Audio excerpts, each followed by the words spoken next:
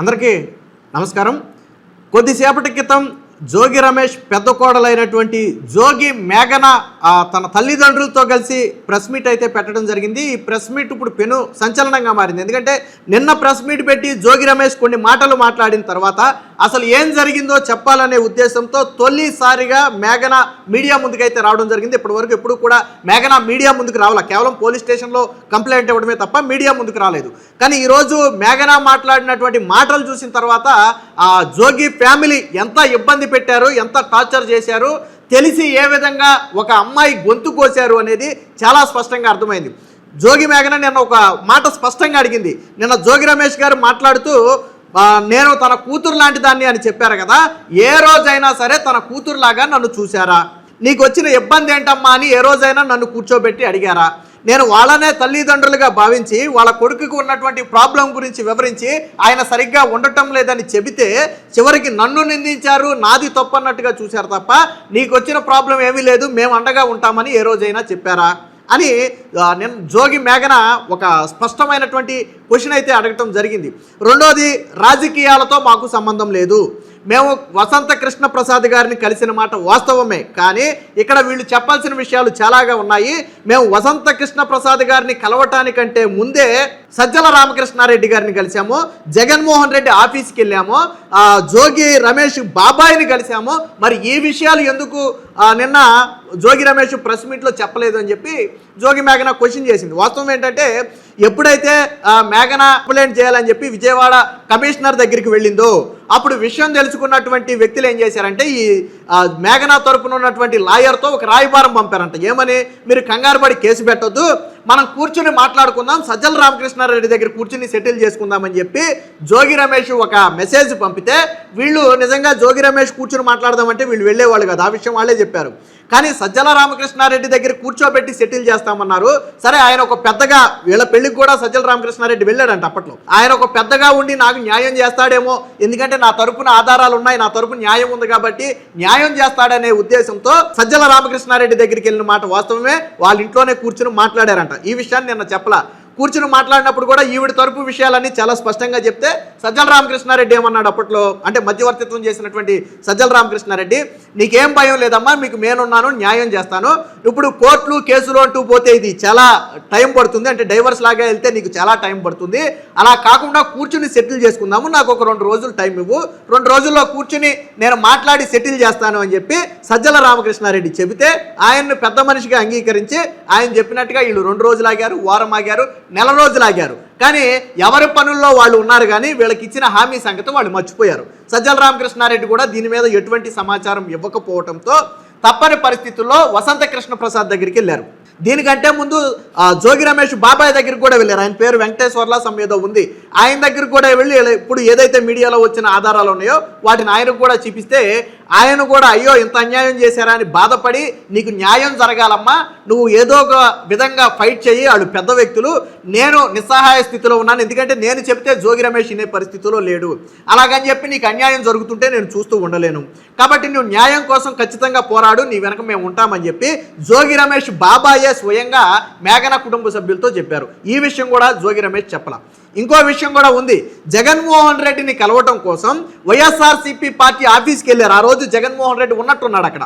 జగన్ ఉన్నాడని తెలిసి ఆ రోజు జగన్మోహన్ రెడ్డి పెళ్లి పెద్దగా వచ్చాడు కాబట్టి ఆయనకు చెప్పుకుంటే సమస్య పరిష్కరిస్తాడేమో, జోగి రమేష్తో కూర్చోబెట్టి సెటిల్ చేయని ఏమైనా చెప్తారేమో, అప్పుడైనా జోగి ఫ్యామిలీ మాట వింటుందేమన్న ఉద్దేశంతో జగన్మోహన్ రెడ్డిని కలవడానికి వైఎస్ఆర్సీపీ పార్టీ ఆఫీస్కి వీళ్ళ ఫ్యామిలీ వెళ్ళారు. మేఘన కూడా వెళ్ళింది. కానీ ఆ రోజు జగన్మోహన్ రెడ్డిని కలవటం కుదరలేదంట. మేబీ వీళ్ళు కలవకుండా అడ్డుకున్నారా లేదా వేరే కారణాల వల్ల కుదరలేదా నాకు అర్థం కాలేదు. ఎందుకంటే జోగి రమేష్ కోడలు వచ్చిందంటే జగన్మోహన్ రెడ్డి కలవకుండా ఉంటాడా నాకు అర్థం కాల. కాకపోతే వీళ్ళు కలవకుండా మేనేజ్ చేసి ఉండొచ్చు అనేది ఒక ఉద్దేశం. పైగా జోగి రమేష్కి సంబంధించినటువంటి అంటే కొంతమంది వ్యక్తులు వీళ్ళని స్పైలాగా వెంటాడుతున్నారు. ఈరోజు అదే చెప్పింది. ఇప్పుడు నేను వసంత కృష్ణ ప్రసాద్ ఆఫీసులోకి వెళ్ళానన్నారు, భయమేముంది అడిగితే నేనే చెప్తాను కదా, నేను వెళ్ళిన మాట వాస్తవమే. మీరు చూపించిన వీడియో 2వ సారి వెళ్ళింది, నేను ఆల్రెడీ 1వ సారి వెళ్ళాను. కానీ వసంత కృష్ణ ప్రసాద్ గారు దీన్ని అడ్వాంటేజ్గా తీసుకోవాలా.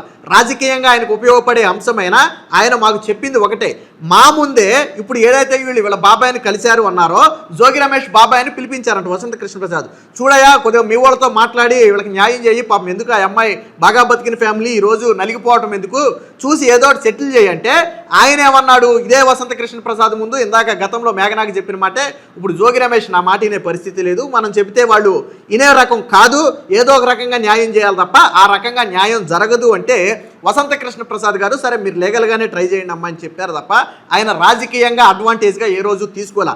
ఒక రకంగా ఆయన కూడా ఒక సలహా ఇచ్చాడంట, అమ్మ నువ్వు కోర్టులు పోలీస్ స్టేషన్లు అని తిరిగితే నీకు లేట్ అయిపోద్ది, నీకు మంచి భవిష్యత్తు ఉంది, సరే వాళ్ళది ఎలాగో ఏడ్చారు, నువ్వు మళ్ళీ ఏ పెళ్ళో చేసుకోవాలి, నీకు మంచి భవిష్యత్తు ఉంది, సో కోర్టులు అయ్యి అని తిరిగితే వాళ్ళు రాజకీయంగా పలుకుబడి ఉన్నటువంటి వ్యక్తులు, సో దానికంటే కూర్చుని సెటిల్ చేసుకోవడానికే నువ్వు ఇంపార్టెన్స్ ఇవ్వు అని చెప్పి ఇదే వసంత కృష్ణ ప్రసాద్ గారు సలహా ఇచ్చారు తప్ప ఆయన రాజకీయంగా మమ్మల్ని ఏ రోజు ఉపయోగించుకోలేదని చెప్పి ఇదే మేఘన వాళ్ళ తల్లిదండ్రులు సాక్షిగా చెప్పింది. అన్నిట్లో ట్విస్ట్ ఏంటో తెలుసా, పూజ గది, వాళ్ళ ఇంట్లో పూజ గది లేదంట. పూజ గది అంటే వీళ్ళు పెళ్లి చూపులకి వెళ్ళినప్పుడంట హిందూ దేవతల పటాలు మొత్తం అంతా హిందూ సెట్టింగ్ ఉంది ఇంట్లో.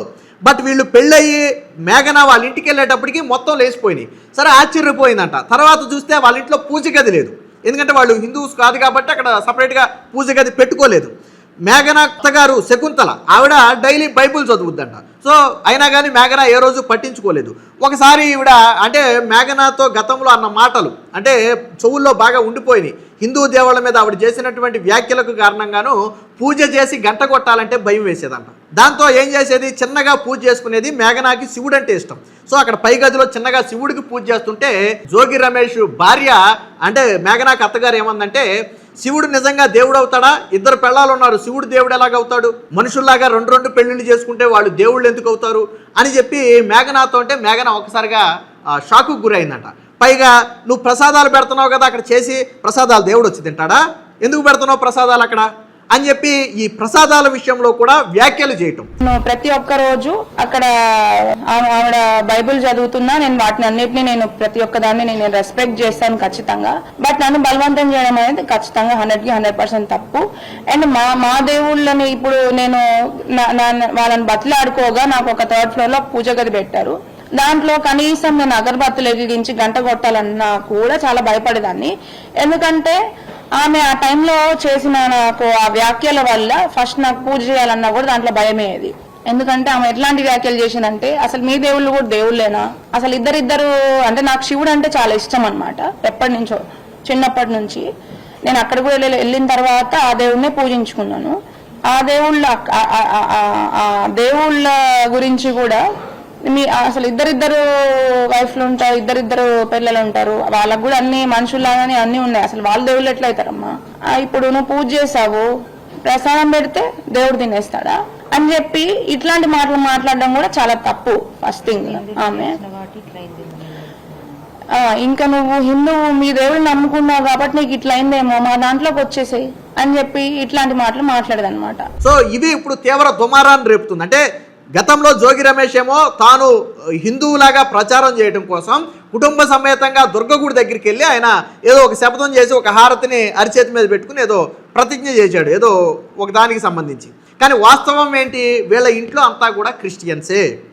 రెండోది ఏంటంటే మేఘనా చేసిన మెయిన్ ఆరోపణ ఏంటంటే జోగి రమేష్కి తన కొడుకు ప్రాబ్లం గురించి తెలుసు, వాళ్ళ ఫ్యామిలీ మొత్తానికి తెలుసు, కాకపోతే కొడుక్కి పెళ్లి చేయలేదనే అపవాదం ఉండకూడదని నన్ను బలి చేశారు తప్ప వాళ్ళ ఫ్యామిలీకి విషయం తెలుసు. పెళ్ళైన 2 నెలల్లోనే జోగి రమేష్కు సంబంధించి జోగి రాజీవ్ తన భార్యకు విడాకుల కోసం డైవర్స్కి అప్లై చేశాడంట మొదటి 2 నెలల్లోనే. ఈ విషయం మేఘనాకు కూడా తెలియదు కనీసం. తర్వాత ఎలా తెలిసింది వీళ్ళకి, ఈ 2 నెలల్లోనే అప్లై చేస్తే కోర్టు రిజెక్ట్ చేసింది. ఎందుకంటే మినిమం ఏడాది పాటు మీరు ఉండాలి, 6 నెలలో ఏడాదో ఉండాలి, ఈ లోపు డైవర్స్కి అప్లై చేస్తే అది డైవర్స్ రాదు అని చెప్పి కోర్టు దాన్ని రిజెక్ట్ చేస్తే కరెక్ట్గా పెళ్ళైన ఏడాది గడిచిన వారానికే మళ్ళీ 2వ డైవర్స్కి అప్లై చేశారు. అంటే వీళ్ళ ఉద్దేశం ఏంటి, మేఘనాతో కాపురం చేయించడం వీళ్ళ ఉద్దేశం కాదు, పెళ్లి చేశామన్నట్టుగా చూపించి మేఘనాను బయటకు పంపేయాలి. ఇదే మధ్యలో శకుంతల వీళ్ళ అత్తగారు మళ్ళీ డబ్బు పట్టురా, కారు పట్టురా, మీకున్న ఆస్తులన్నీ అమ్మి పట్టురా అని చెప్పి మధ్యలో వీళ్ళ అత్తగారు వేధింపులు. రెండోది పెళ్ళైన కొన్ని రోజులకి ప్రాబ్లం తెలిసిన తర్వాత వీళ్ళ కుటుంబ సభ్యులు నిలదీశారు జోగి రమేష్ని రాజీవ్ని. నిలదీస్తే జోగి రమేష్ అన్నాడంట, నా కొడుక్కి నేను ట్రీట్మెంట్ చేయిస్తాను, కొద్ది టైం పడితే అందాక మీ కూతుర్ని మీ ఇంటికాడ పెట్టుకోండి అన్నారంట. అదేంటి మా కూతుర్ని మా ఇంటికాడ పెట్టుకోవడం ఏంటి, మీరు ట్రీట్మెంట్ చేయించండి, మా కూతుర్ని మా ఇంటికాడ ఇంటికి పెట్టుకుంటామని చెప్పి వీళ్ళ తండ్రి అడిగితే, మేఘనా తండ్రి అడిగితే, లేదు మేఘనా ఇక్కడ ఉంటే మావోడు నెర్వస్గా ఫీల్ అవుతున్నాడు, షైగా ఫీల్ అవుతున్నాడు, ట్రీట్మెంట్ చేయించాలి అంటే మీ కూతుర్ని కొన్ని రోజులు మీ దగ్గర పెట్టుకోండి, తర్వాత అంతా సెట్ అయిన తర్వాత వద్దురు కానీ అని చెబితే, సరే చెప్పిన మాట కట్టుబడి ఏదో ట్రీట్మెంట్ అన్నారు కదా అని చెప్పి వీళ్ళు వెళ్ళిపోయారు. తర్వాత కొంతకాలానికే లిక్కర్ స్కామ్లో జోగి రమేష్, వాళ్ళ బ్రదర్ ఇద్దరు అరెస్ట్ అవటం, ఆ తర్వాత మొత్తం వాళ్ళ రాజకీయం అంతా వాళ్ళ పనుల్లో వాళ్ళు ఉన్నారు, కానీ ఈ ట్రీట్మెంట్ సంగతి మర్చిపోయారు, ఈ కోడల్ని ఇంటికి పంపామన్న సంగతి కూడా మర్చిపోయారు వీళ్ళు. దాంతో మళ్ళొక్కసారి వీళ్ళు అడిగే ప్రయత్నం చేశారు. ఆ తర్వాత వచ్చినటువంటి వీడియోలు మీరు అందరూ చూశారు.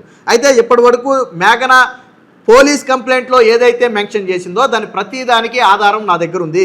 ఇప్పటి వరకు మీరు చూసిన ఆధారాలు కేవలం ఒక 20% ఆధారాలే, ఇంకా 80% ఆధారాలు నా దగ్గర ఉన్నాయి. నేను ఇప్పుడు మీరు చూసే ఆధారాలన్నీ కూడా ఒరిజినల్లే, కానీ వాళ్ళు ఏదో ఏఐతో సృష్టించారు. నిన్న జోగి రమేష్ గారు మాట్లాడుతూ ఏఐ ద్వారా వీడియోలు క్రియేట్ చేసి వదిలారు మా ఫ్యామిలీ మీద అని చెప్తున్నారు. అది ఏఐ వీడియోలు కాదు, ఒరిజినల్ వీడియోలు. ఇంకా వీడియోలు నా దగ్గర ఉన్నాయి. నేను కేవలం 20% మాత్రమే పోలీస్ స్టేషన్లో సబ్మిట్ చేసినవి మాత్రమే మీరు చూశారు ఆధారాలు. బట్ ఇంకా నా దగ్గర ఆధారాలు 80% ఒరిజినల్ ఆధారాలు ఉన్నాయి. ఎవరికైనా అనుమానం ఉంటే ఫోరెన్సిక్ ల్యాబ్కు పంపుదాం, ఇవి ఒరిజినలా ఏఐ సృష్టి అనేది అక్కడే తేలుతుంది అని చెప్పి నిన్న మేఘనా కూడా చెప్పడం జరిగింది. మొత్తంగా జోగి రమేష్ విషయంలో, అంటే జోగి రమేష్ ప్రధానంగా చెప్పేది ఏంటంటే, జోగి రమేష్కి అంతా తెలిసే జరిగింది, జోగి రమేష్ కావాలనే వివాహం చేసి మా పిల్ల గొంతుకు వచ్చారని చెప్పి మేఘనా తండ్రి కూడా ఈరోజు ప్రెస్ మీట్లో మాట్లాడుతూ చెప్పారు. ఆయన తాగతకు మించి, నేను నిజమైన గౌడను, తాడి చెట్లు ఎక్కిన వ్యక్తిని, కష్టపడి పైకి వచ్చినటువంటి వ్యక్తిని, నా తాగతకు మించి పెళ్లి చేశా, ఎందుకంటే నా కూతురు బాగుండాలని చేశా. కానీ వెళ్ళిన తర్వాత నా కూతురికి ఈరోజు అన్యాయం జరిగితే కనీసం నా పెళ్లి పెద్దలుగా వచ్చినటువంటి జగన్మోహన్ రెడ్డి కావచ్చు, సజ్జల రామకృష్ణారెడ్డి కావచ్చు, విడుదల రజనీ కావచ్చు, ఇంకా చాలామంది నా పెళ్లికి వచ్చారు. వీళ్ళెవరూ కూడా ఈరోజు నా కూతురు కాపురం ఇలా అయిపోతే కనీసం మాకు అండగా నిలబడేవాళ్ళు ఒక్కడు కూడా లేకుండా పోయారని చెప్పి వాళ్ళ తండ్రి ఆవేదన కూడా వ్యక్తం చేయడం జరిగింది. మొత్తంగా జోగి మేఘనా పెట్టినటువంటి ఈ ప్రెస్ మీట్ అనేది ఇప్పుడు పెను సంచలనంగా మారింది. వసంత కృష్ణ ప్రసాద్ దగ్గరికి వెళ్ళిన అంశం కేవలం మాత్రమే నిన్న చూపించారు తప్ప, జగన్మోహన్ రెడ్డి ఆఫీస్కి వెళ్ళింది కానీ, వైఎస్ఆర్సీపీ ఆఫీస్కి వెళ్ళింది కానీ, సజ్జల రామకృష్ణారెడ్డిని కలిసింది కానీ, అలాగే జోగి రమేష్ బాబాయిని కలిసింది కానీ, ఈ 3 విషయాలు ఎందుకు బయట పెట్టలేదు? వాళ్ళను కూడా కలిశాం కదా, వసంత కృష్ణ ప్రసాద్ని కలవటానికంటే ముందే వీళ్ళందరినీ కలిసాం. వీళ్ళందరితో న్యాయం జరగట్లేదని భావించిన తరువాతే మేము వసంత కృష్ణ ప్రసాద్ దగ్గరికి వెళ్ళాం. ఆయనే కాదు, ఆ ప్లేస్లో ఎవరున్నా మేము వెళ్తాం. ఒక ఎమ్మెల్యేగా ఆ ప్లేస్లో ఎవరున్నా మాకు న్యాయం కావాలని మేము వెళ్తాం. మేము అలాగే వెళ్ళాం తప్ప మాకు పార్టీలతో సంబంధం లేదు, మేము ఎవరిని కలవలేదు. ఇప్పటి వరకు మాకు సహాయం చేయండి అని చెప్పి లోకేష్ని కానీ చంద్రబాబు గారిని కానీ మేము కలవలేదు, అడగలేదు. కానీ ఈ మీడియా ద్వారా ఒకటి చెప్తున్నాం, ఈరోజు మాకు అన్యాయం జరిగింది కాబట్టి ప్రభుత్వం మాకు అండగా ఉండాలని మాత్రం మేము కోరుకుంటున్నాము. మరొక అమ్మాయికి అన్యాయం జరగకూడదు అనేదే మా ఇంటెన్షన్ అని చెప్పి చెప్పడం జరిగింది. మొత్తంగా జోగి మేఘనా పెట్టినటువంటి ఈ ప్రెస్ మీట్ పెను సంచలనంగా మారింది. మరి దీనికి జోగి రమేష్ ఎలా స్పందిస్తాడు, వైఎస్ఆర్సీపీ ఎలా స్పందిస్తుంది, సజ్జల రామకృష్ణారెడ్డి పాత్ర కూడా మధ్యవర్తిత్వం వహించాడు కాబట్టి మరి ఆయన ఎలా స్పందిస్తాడు అనేది చూడాలి. సో జోగి మేఘనా మాట్లాడిన మాటలను మీరు ఎలా చూస్తారు, అలాగే వీడియో ఎలా ఉందనేది కామెంట్ రూపంలో తెలియజేయండి.